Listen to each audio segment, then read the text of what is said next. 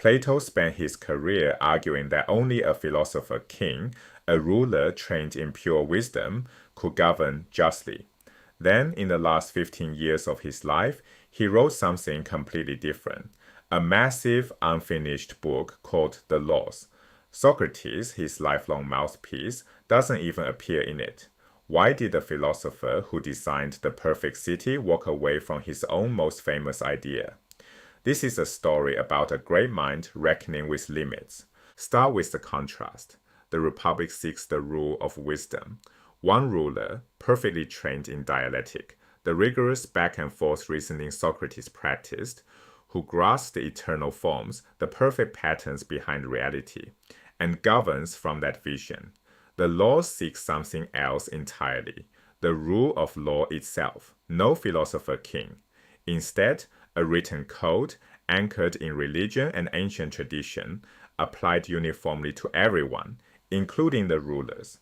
The dialogue is sprawling, repetitive, unpolished. Socrates is replaced by a nameless figure called the Athenian stranger.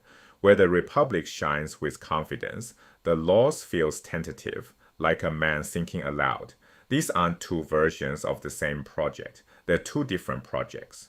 Plato gives this new project a name, the second best regime, not the ideal city, the next best thing. The philosopher-king assumed a ruler so wise that personal judgment could replace fixed rules.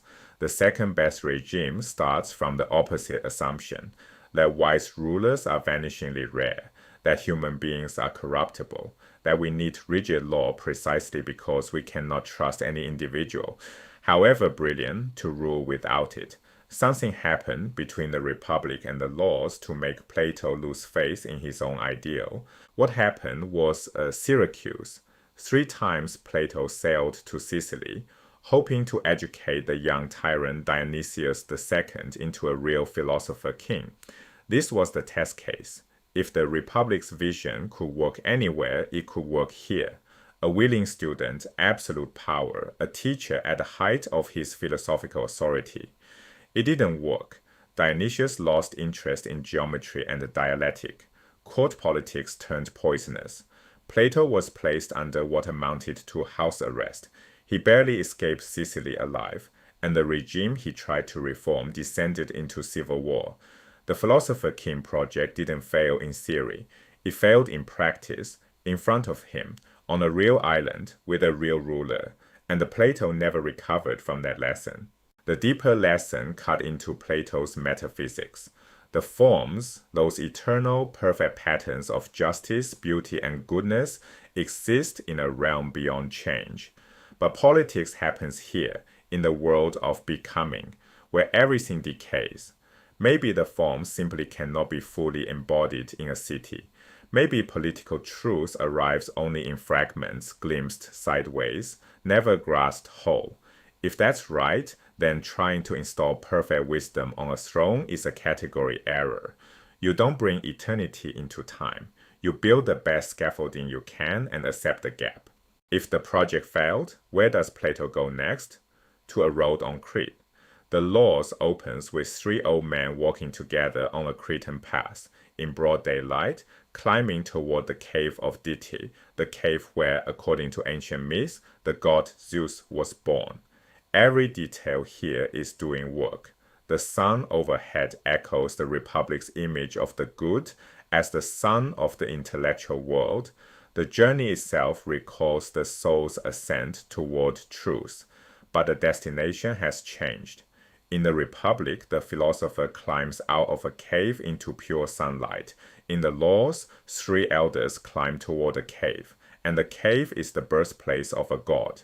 Theology now sits at the end of the road. The setting isn't decoration, it's the argument. The dialogue's opening question makes the shift explicit. The Athenian stranger asks his Spartan and Cretan companions, "Where do your laws come from, men or gods?" Both answer immediately, "From gods." Spartan law, they say, came from Apollo. Cretan law from Zeus himself. The Athenian stranger doesn't challenge this. He builds on it. In the Republic, laws derived their authority from the philosopher-king's grasp of the forms. In the laws, authority comes from divine origin and the weight of ancient custom. Plato is reaching back, not forward, toward the oldest legitimation strategy known to civilization. And this is where Plato's late project becomes startling. The strategy of grounding political order in divine sanction wasn't new. It was ancient. Egyptian pharaohs ruled as living gods on the Nile. Mesopotamian kings received law codes from the heavens, like Hammurabi receiving his code from the sun god. The Indus Valley, the early Chinese dynasties, everywhere the first civilizations of the river valleys legitimated authority through theology. Crete and Sparta inherited a fragment of that older world. Plato, at the end of his life, is consciously connecting his political philosophy to that 3,000-year tradition.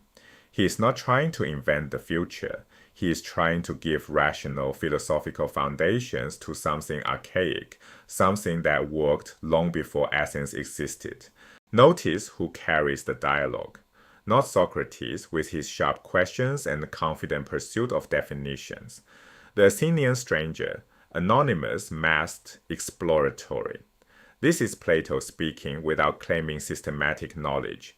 A philosopher who has stopped insisting he can prove the perfect city, and who now offers something more modest, a thoughtful old man's proposals, dressed in the authority of Cretan tradition.